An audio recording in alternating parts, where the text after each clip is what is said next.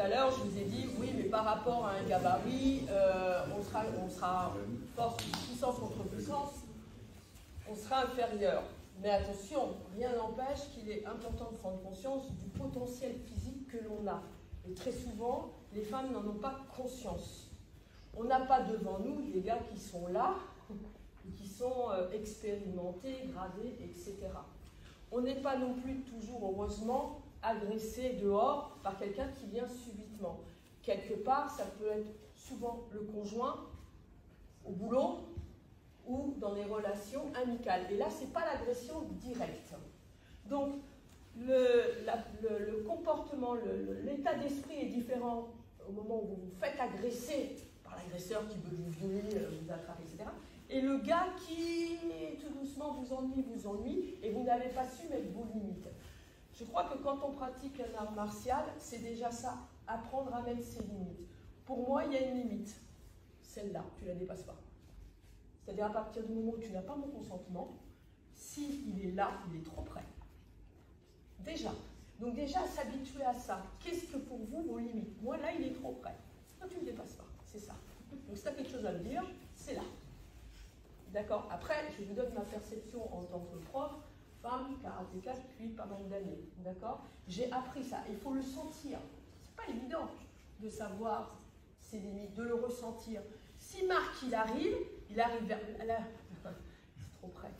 Là, je ne suis pas mauvais. D'accord? En plus, je pratique le karaté, on travaille beaucoup à distance et on a nos jambes. J'en ai pas parlé, mais on travaille nos jambes. J'ai fait de la compétition, donc les jambes, elles montent encore. À mon âge, encore un peu. D'accord? Donc, voilà, je suis assez confiante là-dessus. Mais, quelqu'un qui s'approche, donc ça déjà, mesdames, les messieurs et mesdames, on apprend à mettre ses limites. Deuxième chose, on apprend sa posture.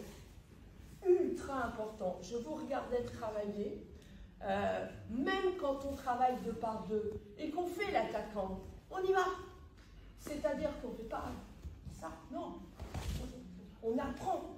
C'est là qu'on apprend à avoir la niaque. En attaquant. Aussi bien en apprenant en défense, mais en attaquant. On ne peut pas travailler son état d'esprit si en plus vous avez un partenaire qui ne veut pas vous faire de mal, et messieurs, vous ne leur rendez pas service. On ne dit pas qu'il faut faire mal à chaque fois, mais il faut être crédible. C'est-à-dire que quand il fait un crochet, il fait un crochet. Alors, il va plus ou moins fort en fonction de l'expérience de la femme qui est devant, de l'âge, de l'expérience, du gabarit, mais il est important que vous y alliez dans votre défense. Et ce qui est plus difficile, parce que ça ne fait pas partie de notre mentalité, quand vous mettez le crochet, j'y vais vraiment, je mets tout mon corps et je travaille, et non pas gestuel. J'ai essayé de vous parler de ça tout à l'heure avec la position des jambes, mais c'est aussi le fait de travailler. Je mets un crochet, je mets un crochet. On n'est pas dans le beau là, on n'est pas là pour être joli, on est là pour faire mal. Et je pense, après, encore une fois, c'est ma perception, quand vous travaillez, dans votre esprit, vous voulez lui faire mal. Si on travaille l'agression, c'est qu'il veut vous faire mal, à vous de lui faire mal. Mais il faut avoir cet état d'esprit-là. C'est très important. Et donc le travail, je vais vous montrer quelque chose qu'on va travailler ensemble, et c'est du vécu. C'est-à-dire que quelqu'un, voilà, il est collant, hein, vous vous dites, bah, c'est bon, il est vraiment collant. Donc déjà, il est dans mon mal, hein, on va dire, normalement, non. Et là, poussez, là. Vous êtes là, ici, devant.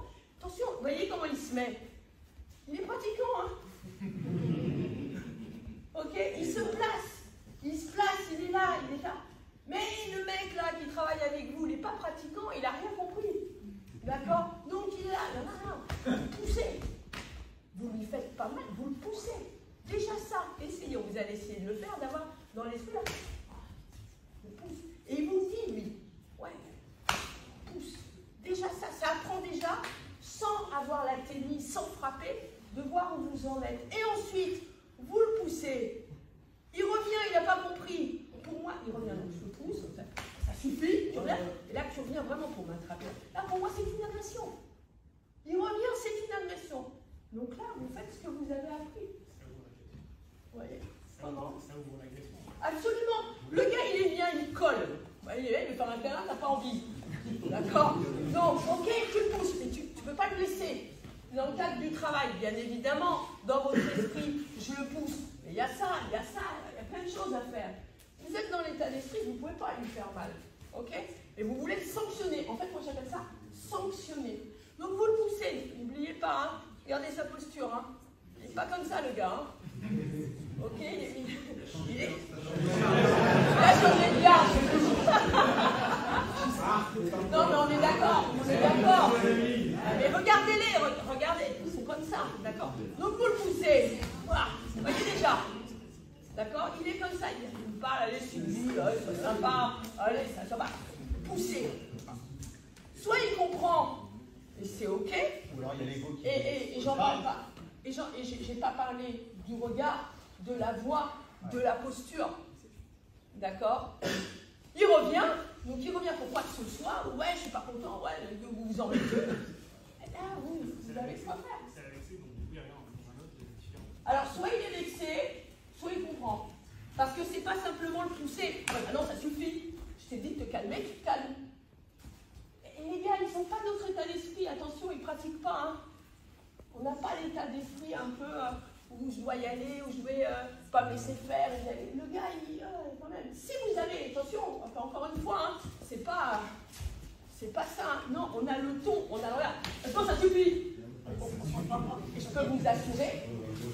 Non, mais attendez, on fait de la self-défense ou pas? On est d'accord, on a la posture ou pas? Et le but, quand même, les mecs qui harcèlent, si vous avez connu ça, qu'est-ce qu'ils regardent? Leur proie, je ne me suis jamais fait harceler. Hein. Ils regardent, hein. Comment? Ouais. Mais oui, et je suis hyper sympa. D'accord. Si, je suis super gentille. Mais après, certains connaissent mon papa et il m'a élevé dans cette éducation-là. Mais voilà, on ne m'ennuie pas, c'est tout. Moi, je vous respecte, on est sympa, mais en fait, tu respectes les limites. Et vous savez, quand vous travaillez avec des femmes qui ont été violentées au sein, voilà, souvent dans le contexte familial, qu'est-ce qu'on entend? Ouais, mais renfermer, subir, etc. Et non, il faut travailler leur ouverture, leur posture, leur comportement, leur voix, etc. Et ensuite, on travaille le physique. Mais avant de travailler le physique, il faut déjà qu'elles aient confiance en elles. C'est ultra important. Et la confiance, ça s'apprend par le geste, mais ça s'apprend aussi par la posture. Et souvent, c'est ce qui manque sur des femmes qui ont été agressées, violentées. Je ne parle pas de l'agression, je parle vraiment de quelqu'un proche. C'est de la posture qui est important, le comportement, le regard. Et je crois que, messieurs, quand vous travaillez avec des dames, soyez crédibles. Pour elles. Ça ne veut pas dire leur casser le nez. Hein. Mais on n'est pas fait en sucre, on ne va pas fondre. Un bleu. Pratiquer de la self-défense sans avoir de bleu, je ne comprends pas. Au bout d'un moment, il faut que ce soit quand même crédible pour qu'on sache où on va. Sinon, c'est de la caresse. Voilà, donc, je vais laisser le temps. Donc, il va rebondir là-dessus pour vous expliquer un enchaînement et on va penser à ça. Merci beaucoup.